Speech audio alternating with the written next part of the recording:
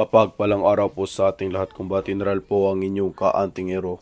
Kung bago pa lang po kayo sa aking munting YouTube channel, sana po paki-like, share, and subscribe. Maraming salamat po. Kung inyo po napapansin ngayon mga kaantingero, meron po tayo ditong nire-write na formula kung saan ito ay luma na kasi mga kaantingero at delete or na-erase na ang kanyang ibang mga letra. Kaya atin pong nire-write para manumbalik ang kumpleto niyang ora na kapaloob. Ano nga ba ito mga katingero?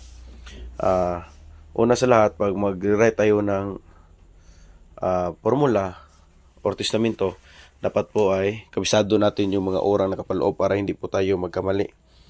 At pangalawa, dapat mayroon tayong kandila at bago magsulat ay magdasal muna para hindi yung tatawag masayop o hindi magkamali ng pagsulat. At ang formula naman ito mga katingero ay tinatawag naming kumbati general. Ang kumbati general na formula mga katingero ay isa sa mga pinaka-tested o kilala dito sa Mindanao sa panahon ng mga digmaan pa noong 1970s at mga noong unang panahon pa. Isa sa tinatawag namin 21 na bandoler. Hindi kumpleto ang tinatawag namin 21 na bandoler noon pag wala kami nitong formula na kumbati general.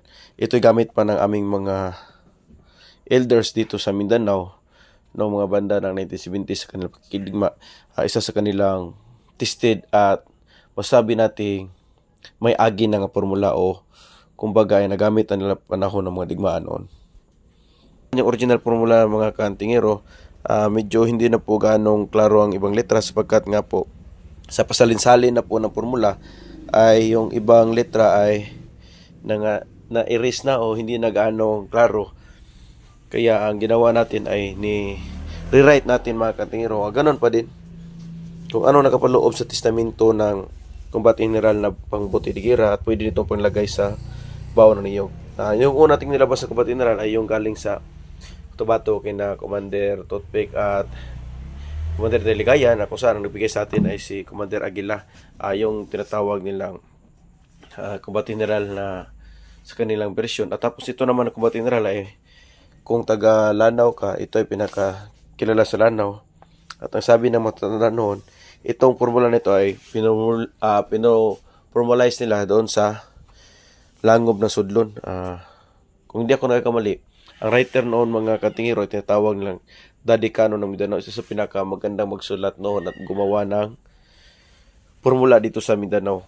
At tila po itinampok na nire-write na po natin yung isa sa mga pangunahing formulang ginagamit dito sa Mindanao noon, yung kumbati general. Pag may kumbati general, meron itong kasamang kontratodos din. Ngunit yung kontratodos ay hindi mo na natin nire-write sapagkat medyo klaro pa ang formula ng kontratodos at yung kontratodos naman ay tinatawag na coded ang kanyang formula sapagkat hindi yung letra, puro yung numero ang kontratodos.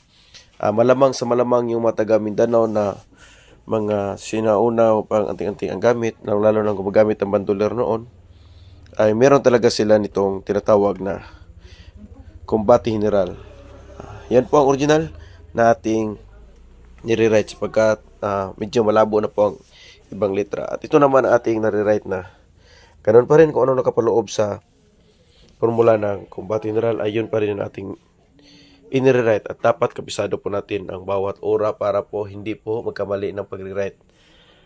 Yan naman po ang pinapakita ko ngayon mga kantiro.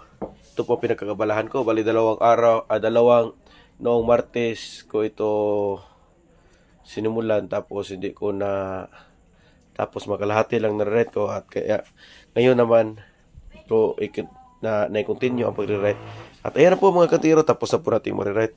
At mga ilang araw pag mabasbasa na ito ay magkukuha na tayo ng copy nito para sa gagawing mga bagong kasang gamit mula dito sa Mindanao. Once again, ito po muli pala si Kumbati General na sabing pagpalang araw sa ating lahat and God bless everyone. Maraming salamat po.